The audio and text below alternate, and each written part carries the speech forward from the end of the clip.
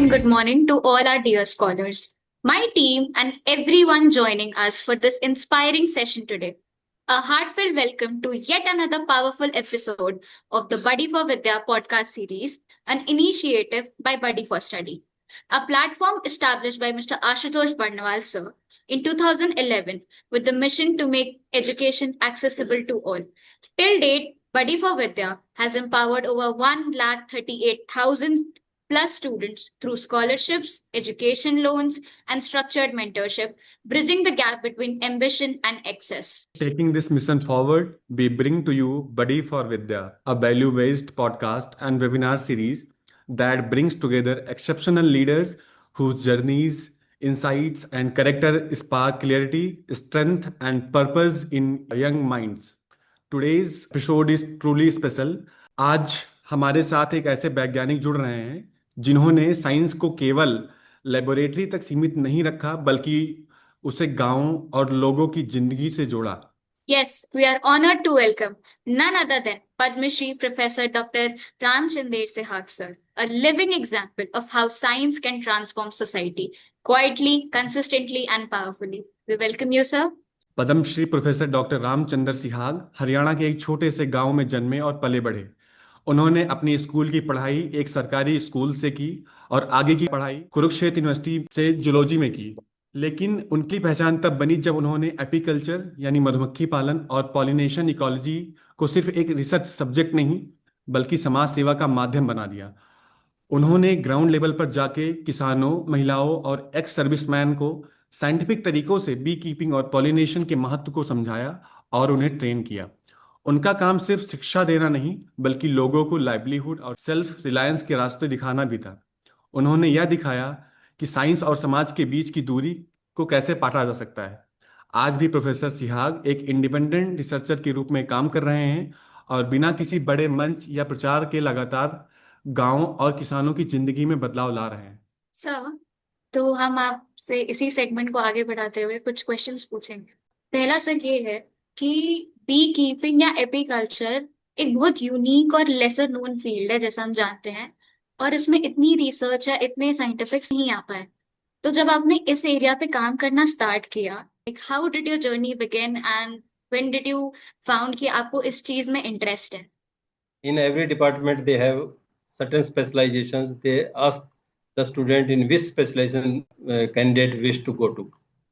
So when I came to the zoology department at Haryana Agricultural University after doing my MSc from Kurukshetra University, I was also asked to give my choices, two choices generally they ask. My first choice was apiculture and second was fisheries. I wanted to go to apiculture because head of the department, he was working on honeybees. That was the reason I came to apiculture.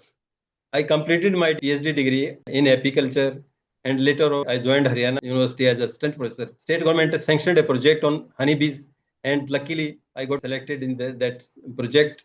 As assistant professor, I became faculty member and I got a chance to continue my work on apiculture. तो sir, जब आपने rural लोगों के बीच में काम शुरू किया तो उस समय आपके सामने क्या क्या चैलेंजेस आए, और सर जो भी चैलेंजेस आए आपके सामने आपने उसका कैसे सामना किया? एक्चुअली इंडिया में क्या है कि when some new technology comes people are not that receptive. हर कोई उसके लिए भाग के नहीं आता दो एक्सेप्ट करने के लिए। We have to make lot of efforts. जब मैंने मधुमक्खी पालना शुरू किया यूरोपियन हनी बी के साथ, तो इसका एक्सपेंशन पॉसिबल तभी हो सकता था if I bring people to start beekeeping, and main challenge was to encourage farmers to take up this profession actually. So in 1982 I organized first beekeeping training. This training again was a challenge because there were very small number of colonies, then there were no funds to support the farmers, and this was new to the environment also, to the conditions of Haryana. For example, it is very hot and dry. तो फिर हमने क्या किया कि हमने इसको annual रखा। First year Yamunanagar में की हमने, नेक्स्ट ईयर फिर करनाल में की, उसके बाद जींद में की, उसके बाद हम हिसार में ले आए इसको, और हिसार में आज तक भी चल रही है। इतने सालों से, अबाउट 48 ईयर्स से लगातार चल रही है। सो ये एक फीचर बन गई यूनिवर्सिटी की कि every year they conduct beekeeping trainings and people started coming and so many people were trained for this purpose, and the colonies were given to them for keeping bees. This is how beekeeping started. Beekeeping with European honeybee, this started in India. Sir yes. तो मतलब आपने एक नई दिशा दी, आपने एक पूरा revolution start कर दिया ये नई चीजें सिखा के। आपने एक तरीके से विद्या दी। हाँ, ये सर विद्या ही थी ये शुरू में, क्योंकि मैंने बताया कि न्यू टेक्नोलॉजी को हमारे फार्मर है ना, वो इमीडिएटली टेकअप नहीं करते। This was new for them, but somehow I could become successful to persuade them to come to. Congratulations for that sir. Sir हमारा जो लोगो है, या हम जो बताना चाहते हैं लोगों को, वो वही श्लोक है कि विद्या ददाति विनयम, education gives you humility. Sir exactly. Sir आपके जीवन में विद्या का क्या अर्थ है, क्या इस आइडिया ने आपको कैसे पर्सनली इन्फ्लुएंस किया है? मैं विद्या को ये मानता हूँ कि ये to get worldly knowledge which can be beneficial to the society. Knowledge तो आप किसी तरह गेन कर सकते हो, बट ये सोसाइटी के काम नहीं आया ना, उस विद्या कोई मतलब नहीं है, नो मीनिंग एक्चुअली। सो विद्या सिर्फ पढ़ लेना विद्या नहीं है। To get the knowledge, then employ this knowledge, apply this knowledge for the benefit of the society, then it is vidya. बिल्कुल sir. I'll emphasize to the different sections of the society which are imparting or involving in dissemination of education, vidya, that they should go to the society ultimately. This will become meaningful, otherwise there is no meaning of the vidya. Awesome. Sir हमारा भी यही motive है कि हम आपकी learning जब ऐसे काफी लोगों की लर्निंग्स आके तक पहुंचाएं, ताकि बच्चों को पता चले कि हार्ड वर्क, डेडिकेशन, रेजिलियंस और डिसिप्लिन से क्या क्या हो सकता है, और अपनी विद्या का इस्तेमाल वो आगे भी करे। बिल्कुल सर, आगे बढ़ते हुए सर, तो हमारे से जो नेक्स्ट क्वेश्चन है सर, आपके जीवन में और हमारे सबके जीवन में काफ़ी लोग मिलते हैं। कुछ लोग आपको ज्ञान या पद से प्रभावित करते हैं, लेकिन कुछ लोग सिर्फ अपनी सादगी, अपनी विनम्रता से हमारा या सबका, समाज का दिल छू लेते हैं सर। तो सर, क्या आपके जीवन में भी कोई ऐसा मोमेंट आया जब किसी व्यक्ति की विनम्रता, ह्यूमिलिटी ने आपको गहराई से प्रभावित किया हो? जो विद्या है ना, विद्या से ह्यूमिलिटी आती है। आदमी अगर हम्बल नहीं हुआ ना, तो उस बिल्कुल। विद्या का कोई फायदा नहीं। Arrogance doesn't bring vidya along with. If you are humble, people will be attracted to you. They'll feel to meet you, to learn more from you. They'll also seek help from you if you are able to give some help or assistance to them. First thing vidya give us, it is a humility. If you don't get humility, then there is not vidya. I also had chance to meet so many persons, so many higher ups, from prime minister to the lower level. I found Prime Minister of India a very humble person. Then I met Home Minister, he's a very humble person. I met fourth Chief Minister of Haryana. Some were very arrogant, some were very humble. Yes. I met a minister also from my region, a very humble person. Same way, if you are humble, you become useful to the society also. So this Vidya, this teaches us how to become humble and how to become useful to the society. बिल्कुल sir, जो हमारा एक श्लोक है, विद्या ददाति विनयम विनयाद् पात्रता, Ah, yeah, जैसे sir exactly. यही है कि लाइक विद्या हमें हम्बल बनाती है, हमें ह्यूमिलिटी सिखाती है। मैंने देखा कि मैं मेरे सबॉर्डिनेट्स का, मेरे स्टूडेंट्स का, I was a friend. I was not superior, I was a friend always. My students were my friends, my colleagues were my friends, my subordinates were my friend always. This was there. They could talk with me at any time, on any subject. They were free to approach me. I kept this throughout my life, and I find I'm getting that respect also from all those persons. Sir कहीं ना कहीं आपकी यही simplicity, humility आज आपको यहाँ तक पहुँचाई, और सर इसका बहुत बड़ा रोल रहा सर आपकी ज़िंदगी में सर। Thank you. सर मैं आपसे एक चीज पूछना चाहूंगी कि हर एक इंसान के जीवन में उसकी एक फिलॉसफी होती है, उसके एक सेट ऑफ वैल्यूज होते हैं जो वो फॉलो करता है, जिसके सहारे वो अपना पूरा जीवन व्यतीत करता है। सादगी ले लीजिए, ह्यूमिलिटी ले लीजिए। सर आपके कोई ऐसे पर्सनल वैल्यूज या बिलीव्स जो आपके एक्शंस और डिसीजंस को गाइड करते हैं और आपको यहाँ तक लेके आए हैं? मेरा एक जी लाइफ की फिलोसफी रही है कि इंडिया है ना, हमारा देश है, सो डाइवर्स है, और इसमें पॉवर्टी बहुत ज्यादा है। People are needy, we must help them. और मेरा ये एक फिलोसफी रही है कि मैं हेल्प करूं जितनी मेरी तरफ से हो सकती है। मैक्सिमम हेल्प करने की मैंने कोशिश की है, बट किसी भी तरह से जाके जो भी मेरे पास आया, मैंने किसी को बोल के नाराज नहीं किया आज तक। मैंने ना मैंने किसी को राइटिंग में किसी को मतलब लिख के किसी को नाराज किया, और किसी ने मेरे को अलग एरोगेंसी दिखाई उसको भी मैंने नाराज नहीं किया। मैंने ह्यूमिलिटी दिखाई उसको भी। तो एक ये फिलोसफी होनी चाहिए कि आप don't show your arrogance, show humility and help the needy always. You try to help the needy. That should be a philosophy, I think, and that is useful for the society also. That is useful for the others also. बिल्कुल sir, हमें बिल्कुल sir. आपके जैसे leaders की ही जरूरत है जो आगे ले करके जाएंगे सारे वैल्यूज, ताकि उनसे भी लोग आगे सीखते रहे। हाँ मैं। सर जैसे आपने बताया कि आपकी जो फिलॉसफी है कि लोगों की मदद करना जरूरी, लोगों नीडी पीपल्स तक पहुंचना, उनको किसी तरह निराश ना करना, तो कहीं ना कहीं से जो आपकी फिलॉसफी है और जो सर बड़ी फॉर स्टडी का जो विजन है, जो मिशन है सर, सर कहीं ना कहीं इसमें बहुत ही अच्छी एक सिनर्जी दिखाई देती है, बहुत ही समानता दिखाई देती है। हाँ या कहीं ना कहीं हम लोग भी सर आज के समाज में जो भी बच्चे हमारे हैं, जिनको सर किसी भी तरीके से जूझ रहे हैं। बिल्कुल, देश में बहुत जरूरत है, हमारी बहुत जरूरत है लोगों को। बिल्कुल सर। और सर कहीं ना कहीं जो अपनी फाइनेंशियल कंडीशन जिनकी सही नहीं है, या फाइनेंशियल कंस्ट्रेंट्स की वजह से अपनी पढ़ाई आगे नहीं कर पा रहे हैं, सर उनको हम फाइनेंशियल मदद करते हैं, और उनको उनकी जो ड्रीम्स हैं उनको परस्यू करने में हम सर उनकी हेल्प करते हैं बच्चों की। तो कहीं ना कहीं बहुत ही ज़्यादा सिनर्जी सर मुझे दिखाई दे रही सर आपके विजन में, और सर बड़ी फॉर स्टडी के भी विजन में sir. Thank you, thank you. Sir तो आगे बढ़ते हुए सर हमारा जो अगला प्रश्न है, आपने साइंस को ग्राउंड लेवल तक पहुंचाया, गांवों में किसानों के बीच लोगों की जिंदगी में। आपको ये प्रेरणा कहाँ से मिली? आप साइंस को किताबों से निकाल कर रियल लाइफ में ले गए सर। फर्स्ट टाइम जब मैंने असिस्टेंट प्रोफेसर की पोस्ट ज्वाइन की, तो उसके बाद इमीडिएटली आई थॉट कि मैं मेरे हेड ऑफ द डिपार्टमेंट के साथ मीटिंग करूं, और मैं उनसे एक प्रोग्राम बनाऊं मेरा, कि मैं क्या करना चाहता हूं। पहले मैंने अपनी प्रोजेक्ट के ऑब्जेक्टिव्स को स्टडी किया। उसमें मधुमक्खी पालन एक ऑब्जेक्टिव था जैसे।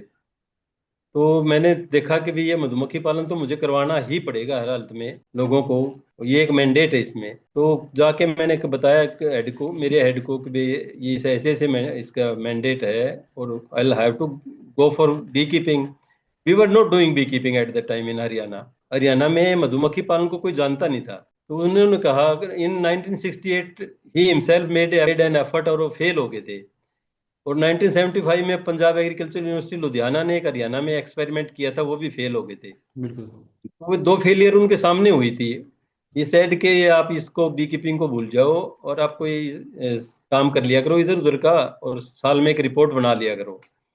मैंने कहा, ये मैंने तो इस प्रोजेक्ट में मेरी अपॉइंटमेंट होगी, मैंने लॉन्ग टर्म तक काम करना है इसमें, हो सकता है मुझे कई सालों तक काम करना पड़ जाए। I will become then responsible for its progress. और लोग मेरे से पूछेंगे आपने क्या प्रोग्रेस की, तो मैं बता क्या पाऊंगा, मेरा तो करियर चौपट हो जाएगा इसमें। तो इस तरह तो बी कीपिंग तो मुझे करना ही पड़ गया। बट ये कहा भी, ये बड़ा चैलेंजिंग है, और फेलियर के चांसेस ज्यादा हैं सक्सेस से। मैं ये तो करना ही पड़ेगा किसी तरह भी, जो भी हो। तो वो क्या, यू टेक ए रिस्क। मैं आपकी बैक पे इसके लिए नहीं हूँ, मैं I give the facility, but he provided the facility of course, and I started, and I put lot of labor, many hours I put for this venture. Actually, this was a virtually venture, a new venture for me also, and for Haryana also, and it became successful. This is the success story of Haryana Agriculture University, my success story, then success story of Haryana, then success story of a country, India. बिल्कुल sir. Now it is called sweet revolution in the country. बिल्कुल sir. Sir आपको sir ये करने के लिए प्रेरणा कहाँ से मिली sir? मैं शुरू से ही पढ़ने वाला स्टूडियस मतलब बच्चा था, स्टूडेंट था। और अपनी क्लास में मैं मॉनिटर रहा, मोस्ट मोस्ट इंटेलिजेंट रहा सारी क्लासेज में। मैं मैट्रिक तक ऐसे ही था मेरा। और मेरे मामा जी थे, उन दिनों में वेटनरी डॉक्टर थे। वो रेगुलरली विजिट करते थे मेरे गांव में। उनसे मैंने प्रेरणा ली कि ये डॉक्टर बने हुए हैं, मैं भी डॉक्टर बनूंगा। मैंने डॉक्टर बनना, असल में आदमियों का डॉक्टर बनने की दिमाग में एक था, मेरे में जो विचार था, उसके लिए मैंने बहुत हार्ड वर्क किया। और वर्चुअली जब रोहतक में मेरा there were 112 open seat, my merit was 105। मेरा एडमिशन भी हो जाता, मैंने देख लिया मेरा एडमिशन हो जाएगा, बट मुझे मेडिकली अनफिट कर दिया। I have defect in my eye. उन्होंने इसको क्लू लेके मेडिकली अनफिट करके मुझे सिलेक्ट नहीं किया। मैंने बायोलॉजी तो मैंने यूं स्टडी किया, देन जोलॉजी। उसके बाद मेरे पास zoology was my pet subject. I went for MSc zoology. वहाँ मैं गोल्ड मेडलिस्ट था कुरुक्षेत्र यूनिवर्सिटी में। तो पढ़ा स्टडी मेरा वैसे वैसे ही, मतलब शौक कह लो आप, या मैं बेसिकली था ही उस लाइन पे। उसके करने के बाद मैंने पीएचडी कर लिया, तब भी मेरी ग्रेड पॉइंट ठीक थी, 3.4 आउट ऑफ 4 थी। और पढ़ाई में मैं ठीक ठाक रहा। मेरे टीचर ने कहा कि आप क्या बनना चाहते हो, मेरे मेरा जो बॉस था। मैंने कहा मैं इकोलॉजिस्ट बनना चाहता हूँ। तो उन दिनों में डॉक्टर अटवाल इंडिया में इकोलॉजिस्ट माने जाते थे। ये एंड्रयू वर्था एक माने हुए इकोलॉजिस्ट थे, इंडिया वर्ल्ड के, ऑस्ट्रेलियन साइंटिस्ट थे। उनके साथ पीएचडी करके आए थे। इन्होंने कहा कि वो अटवाल एंड्रयू वर्था के साथ काम करके आए हैं, लेकिन कोई इकोलॉजिस्ट नहीं बने वो, तेरे को मेहनत बहुत करनी पड़ेगी। मैंने कहा जी मैं मेहनत तो मैं कर लूंगा। कहते कितनी कर लोगे, मगर जितनी कहोगे। वो कहते हैं मैं आपको बायो मैथमेटिशियन बनाना चाहता हूँ। मैं क्या मैं बन जाऊंगा। कहते आप मैथमेटिक्स पढ़ लोगे। मैंने मैथमेटिक्स, प्री यूनिवर्सिटी का मैथमेटिक्स पीएचडी में स्टार्ट किया। मैंने 4 कोर्स किए मैथमेटिक्स के, 4 कोर्स स्टडी किए मैंने स्टैटिस्टिक्स के। नॉर्मली 36 क्रेडिट आवर रिक्वायर्ड है पीएचडी के लिए, मैंने 72 क्रेडिट किए इसके लिए। डबल मेहनत की मैंने, मेहनती तो आप समझ सकते हो मैं मेहनती था उसमें। जब पोस्ट ज्वाइन करने के बाद मेरा एटीट्यूड वैसा ही था काम करने का। Hard working I was. I thought this is the project. I am to make this project a success in the university as well as in the state. That gave me encouragement, and I became successful also in this project. Sir, जैसे हम बात करते हैं गांव में औरतों की, या फिर एक सर्विसमैन, या फिर आपने जिनको चुना सिखाने के लिए, सबसे पहले ये टेक्निक आपकी, या फिर ताकि उनमें एक कॉन्फिडेंस है, उनमें एक सेल्फ रेजिलियंस है, तो आपने रूरल विमेन, एक सर्विसमैन और यूथ को ही क्यों चूज किया? सर, आपको क्या इंस्पिरेशन हुआ, या फिर आपको क्या उनसे ऐसी उम्मीदें थी जो सिर्फ वो स्पेसिफिक सेक्शंस ही पूरे कर पाते? अभी मैंने एक सोसाइटी के बारे में जब देखा ना, हमारे जो फौज में जो बच्चे जाते हैं, वो बड़ी जल्दी रिटायर हो जाते हैं at the age of 35 something. और आने के बाद उनके पास काम नहीं होता, सडनली उनको रिटायर कर देते हैं at the time of their youthfulness. Second, हम वुमेन है ना, जो खेतों में जो जो हमारे फार्मर्स हैं, उनकी जो औरतें हैं, वो भी खेतों में काम करती है। वो इतना ही कंट्रीब्यूट करती है जितने मतलब मेल करते हैं। और यूथ बहुत सारे ऐसे हैं जिनको जॉब नहीं मिलती, वो अनएम्प्लॉयड रह जाते हैं। तो तीनों का मेरे दिमाग में विचार आया कि इन तीनों को मैं, मेरे जो प्रोजेक्ट है उसके टेकर ये तीनों हो सकते हैं। और फिर जो वुमेन है ना, उनका रोल बहुत ज्यादा है। एक वुमेन अगर को मैं ट्रेन करता हूँ तो समझ लो पूरी फैमिली को मैंने ट्रेन कर दिया बिल्कुल से बिल्कुल। उसकी को। तो वो एक प्रोजेक्ट भी आ गया हमारे पास, women in agriculture, Indian council of agriculture research की। और उनको हम ट्रेनिंग देते थे, तो मुझे मौका मिल गया कोई 600 हजार के करीब बीच में इतनी औरतों को ट्रेन करने का, वुमेन इन एग्रीकल्चर। उनको हम गाँव में जाते थे, उनको गाँव में जाके ऑन द स्पॉट वही ट्रेनिंग देते थे उनको। डिफरेंट डिफरेंट गाँव में हमने ट्रेनिंग लगाई इसके लिए। और यूथ को हम इनवाइट करते थे, एक्स सर्विसमैन को भी हम इनवाइट करते थे, स्पेशल ट्रेनिंग ऑर्गेनाइज करते थे इनके लिए, beekeeping training. Then now we have 2 lakh beekeepers. We have 40 lakh colonies. At that time only there was 5,000 colonies. We used to produce 50 metric tons of honey. Now we are producing 1,60,000 metric ton of honey. And 80,000 metric tons is being exported to other countries. This is a high quality honey we are producing. And the income coming from this beekeeping at the moment is rupees 1,200 billion. This is being added to the GDP of the country. Yes. So this is a big venture now, and large number of other ventures have started, like box making, royal jelly production, other venom production. The people are coming to these ventures also. So this has become a industry now, beekeeping industry. This has become now. Yes sir, तो मतलब आपने रास्ता दिखाया, आपने शुरू किया और सब पीछे पीछे चलते गए, तो इतनी बड़ी चीज बन गई, उस वो चीज पूरी एक इंडस्ट्री रेडी हो गई। जहां सिर्फ 5,000 कॉलोनीज थी, आज वहां 40 लाख कॉलोनीज हैं। एग्जैक्टली या। तो सर। That's wonderful sir. आपने बताया कि आप 50 इयर्स आपको पूरे हो जाएंगे 23 जुलाई को, काम करते करते इसी या एक फील्ड में। तो सर उस फील्ड में काफी फील्ड वर्क रहता है, काफी लाइक लेबर रहता है, काफी रिसर्च रहती है जहाँ पे आपको फिट होना पड़ता है। तो आप ऐसे कौन से प्रैक्टिसेस या आपकी स्वास्थ्य का क्या राज है सर? बिकॉज 50 साल तो देख के लग नहीं रहा आपको। सर आप बहुत फिट लग रहे हैं। I am early riser first. मैं 4, 4:30 बजे से पहले उठ जाता हूँ और 5 बजे शुरू करता हूँ। मैं डेली मॉर्निंग वॉक पे जाता हूँ। 1 घंटा मेरी मॉर्निंग वॉक होती है। देन मैं फिजिकल एक्सरसाइज करता हूँ आधा पौने घंटे। और उसके बाद आके मैं मेरा जो फूड है ना वो वेरी सिंपल। और क्योंकि मैंने न्यूट्रिशन पे काम किया है तो मुझे उसका नॉलेज, थोड़ा नॉलेज है। उस हिसाब से ही मैं खाना खाता हूँ। सर जो हम स्टूडेंट्स को देखते हैं आजकल के, लाइक उनको ये ज्यादा देर तक क्लासेस में बैठ नहीं पाते, वो पेट दर्द की शिकायत या फिर बहुत तबीयत खराब हो जाती है, थोड़ा सा एनवायरनमेंट चेंज हुआ नहीं कि लाइक उन्हें अडाप्ट करने में टाइम लगता है। तो सर आप ऐसे कौन से हेल्थ टिप्स हमारे स्टूडेंट्स को देना चाहेंगे? फर्स्ट ऑफ ऑल से यू रिमेन हेल्दी। हेल्दी कैसे रहोगे? आप एक्सरसाइज करो, अपने हर एक ऑर्गन का यूज करो। यूज तभी होगा जब उसकी एक्सरसाइज करोगे। अब हाथ की भी एक्सरसाइज करो, पाँव की भी एक्सरसाइज करो, सिर की भी करो, है ना, चेस्ट की भी करो, एवरीथिंग। तब तब आपका शरीर हेल्दी रहेगा।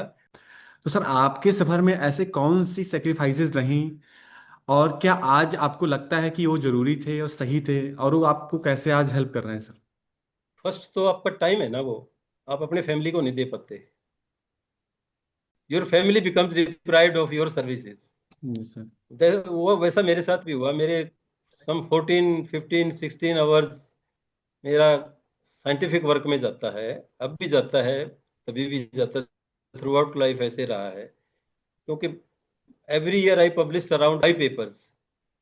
और it is very difficult for this. And I took all time of my family had to sacrifice my services for my career actually. बिल्कुल। Second, professional sacrifices are also there.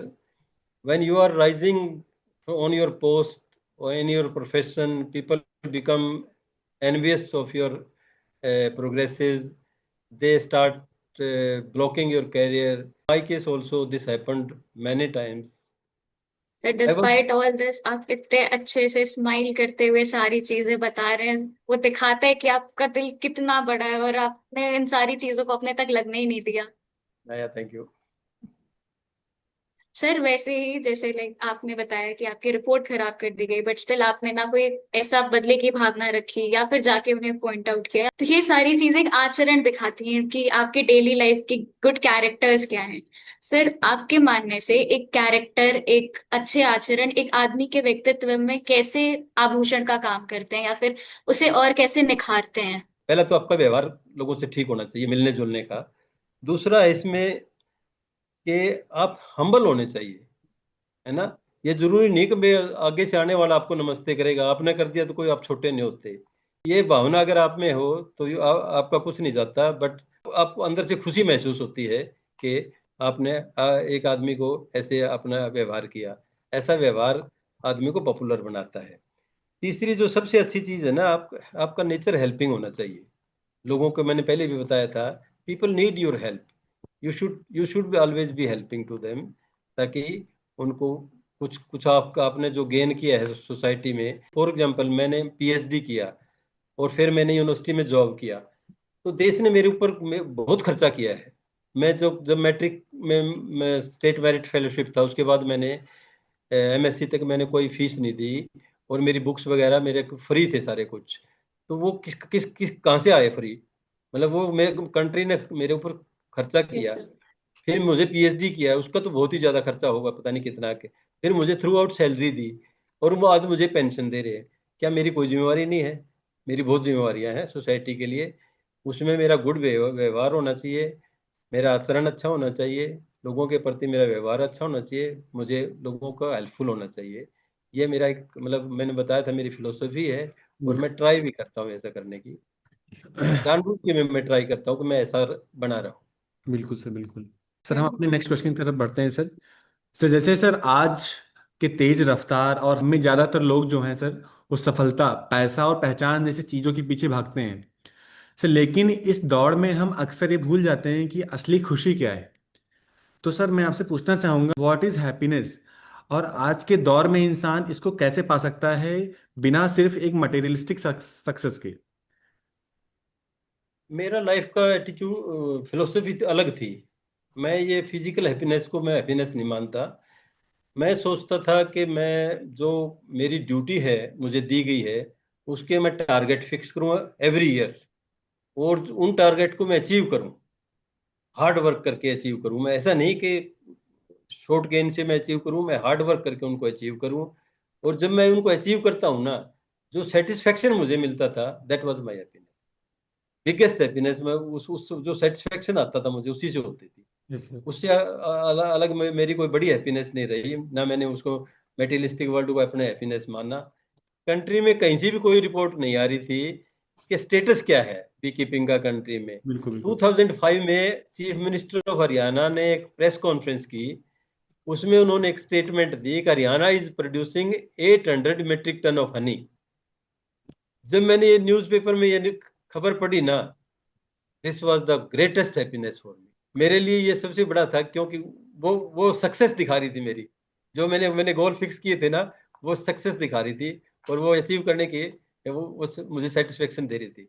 Biggest happiness for मी। तो sir, आज आपके जीवन में ऐसा कौन सा सरल लाइफ लेसन है जिसे आप चाहते हैं कि हर एक बच्चा याद रखे। मैं बच्चों को हमेशा ये कहता हूँ कि हार्ड वर्क विल ऑलवेज पे। एक एक छोटी सी कहावत है, intelligence fails, diligence prevails. To achieve your goals, you will become hardworking. So don't shirk work. Be diligent. Work hard. Success will come, and success will surely come. हाँ sir. Sir, इसी क्रम में आगे बढ़ते हुए हम आपके साथ एक छोटा सा रैपिड फायर करना चाहते हैं, जिसमें आपके दिमाग में पहला जो शब्द आएगा, आप मेरे क्वेश्चन को सुनते ही जवाब देंगे। ठीक है सर?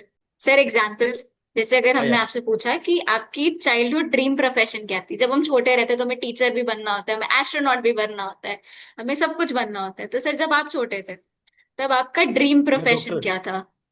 मेरा डॉक्टर बनने का था। Answer, one value you live by. एक ऐसी कोई लाइफ वैल्यू जिससे आप चलते हैं सर, एक वर्ड। क्या मैं क्या। तो वही कहता हूँ, hard work is the way. Hard word. Sir, happiest moment of your life? Happiest moment, there were several actually. No, no, not once. There were several. But one happiest moment I can share, when my metric result came. I was expecting I will be placed on merit. When the paper came to my house, my roll number was not there. Then people said he has failed, and news also spread there that he failed in matriculation. But somebody then went through the merit list that is printed separately, and my name was in the merit list.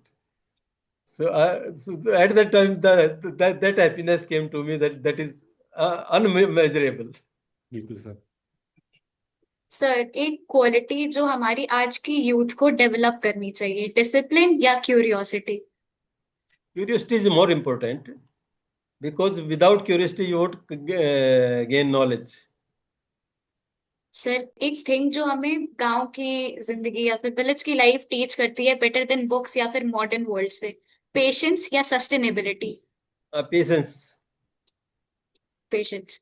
And Yeah. Sir, एक one person जिनसे आप बहुत deeply inspired हैं? Inspired from my teacher actually. That was primary teacher. He taught me kya kya gaya, like this, and he remained my role model throughout my life. When I retired, the day I arranged a big party actually. There were many guests. and all my relatives, some 50 relatives were there. When I went for a sleep, then my wife asked, "You are not happy today?" I said, "Yeah, I'm little sad." कहती, "Why? You have retired?" मैं कहा, "No. I remember my two teachers today. They were not here with me." कहते, "वो कौन सी teacher तुम सो?" मैं कहा, "एक तो जो मेरे पीएचडी के गाइड थे, जिन्होंने मुझे साइंटिस्ट बना दिया, और दूसरे मेरे जो प्राइमरी स्कूल के पहले टीचर थे ना, जिन्हें मुझे लिखना पढ़ना सिखाया, ये दोनों मुझे आज बहुत याद आए।" तो वो कहते, मेरे जो पीएचडी के गाइड थे वो एक्सपायर हो गए थे, उस टाइम थे नहीं। कहती है कि वो, मैं क्या पता नहीं वो प्राइमरी के टीचर थे, वो जीवित है कि नहीं है। दिन वो खबर लेके आई कि मेरी वाइफ कहती है कि वो तो जीवित है आपके प्राइमरी के टीचर। मैंने कहा मैं उनको मिल के आऊंगा, गाँव में जाऊंगा मैं उनके, वो गाँव में रहते, तो मैं उनके गाँव में गया मिलने के लिए। गाँव उनके घर में गया तो वो मुझे मिले नहीं, कहते वो खेत में गए हुए हैं।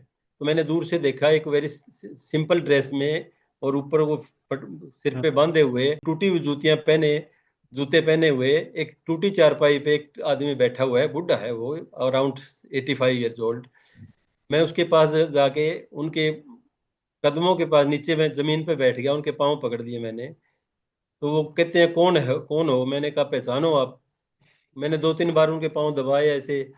तो फिर वो बोले, उन्होंने एक शब्द निकाला जो मतलब एस्टोनिशिंग था। मैंने कहा, "पहचानो?" वो कहते, "रामचंद्र।" मुझे ये सुन के मुझे जो खुशी हुई ना, मैंने कहा मेरे टीचर को मुझे आज तक याद है।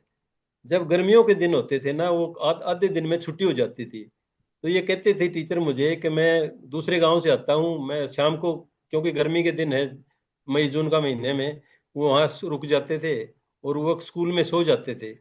जब वो सोए होते थे तो वो कहते, "तुम यहाँ आ जाया कर, पढ़ा करे मेरे पास बैठ के।" मैं चला जाता, जब वो सोए होते तो मैं उनके पाँव दबाता था ऐसे। जब वो पाँव दबाए हुए उनको उस टाइम तक याद थे। जब मैंने कहा, "पहचानो?"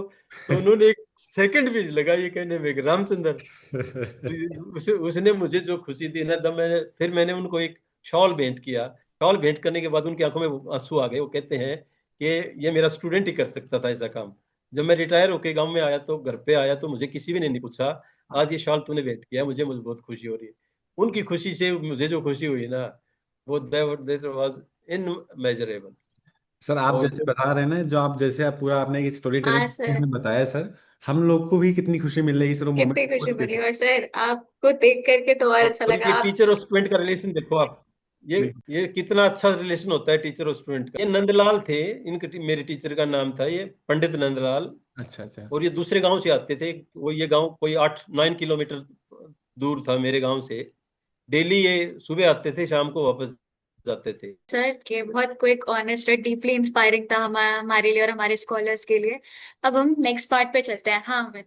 हमारे साथ सर हमारे देश के टॉप इंस्टीट्यूट से बच्चे जुड़े हुए हैं, और कहने की वो बड़ी स्टडी के स्कॉलर भी हैं। तो सर हम अब जो हमारा अगला सीक्वेंस रहेगा सर, इसी में तो स्कॉलर्स Q&A होगा sir, where scholars will be asking their doubts, their questions related to their life, their studies. और सर खुशी की बात है कि सारे जो भाई स्कॉलर्स हमारे पास हैं सर, इनका डोमेन एग्रीकल्चर ही है कहीं ना कहीं। तो सर एक बार ओके। से हम बात करते हैं, तो सर हमारे बीच में Jagruti T Shetty, university of agricultural sciences, Bangalore, and she received a scholarship of Indus Land Bank from us. So yeah, Jagriti. So it's my honor to talk with you, participate in this webinar. What effects does the decline in traditional beekeeping communities have on the overall development of apiculture? Yeah, because we are losing habitat of our wild bees. Earlier, we used to extract honey from the wild colonies. Those were a good source. Their number was very high. Their nesting places were in abundance. Now, what the human being has done, many of those have been removed. We have changed the habitat. That is why traditional beekeeping that has gone away. We have to shift to this managed beekeeping. We are keeping those in boxes now, and our bees which were in nature, they are the soft target of human activities. They are dying actually. I'm working on conservation of those two bees, two honey bees, Apis dorsata and Apis florea. It is very important now to conserve them, otherwise they will be wiped out from the scene. These bees we are keeping in boxes. they take their food source also. So we are human beings are harming, these bees are also harming them. They have become the very soft target. That is why traditional beekeeping has declined, and this beekeeping in managed hives, this has increased actually. Yes. Okay, sir. Thank you, I sir. hope, Jagrati, you got your answer sir, from sir. Yes, sir. Thank you, Okay. sir. So, sir, moving next, we have Anusha MH from GKVK Bangalore College, and she received the scholarship of Cortova Agri Sciences from Buddy for Study. Good afternoon, sir. Good afternoon. So my question related to agriculture, that how the farmer overcome the rainfall crisis, sir, if he is not have any water resource in his field. Rainfall crisis, my God, this is natural. Sir, but he do not have any water resource in his field. But in Maharashtra and this Karnataka, you have rain-fed system. What they go for water conservation. There are very strong projects on rain-fed agriculture. Conserve water for crops, and then they irrigate crops from the water they have conserved already. This is how they maintain their agriculture. Thank you, Anusha, for asking your question. So now moving to next, we have Kanishka Joshi from GB Pant University of Agriculture and Technology, and she received Louis Dreyfus scholarship from Buddy for Study. So yeah, Kanishka. Okay, so my question is that climate change is affecting flowering cycles. So how is it impacting honeybee production and honeybee behavior, and what can farmers do about it? There are two alternatives. First, you should have an artificial pollen substitute diet. We have a diet formula.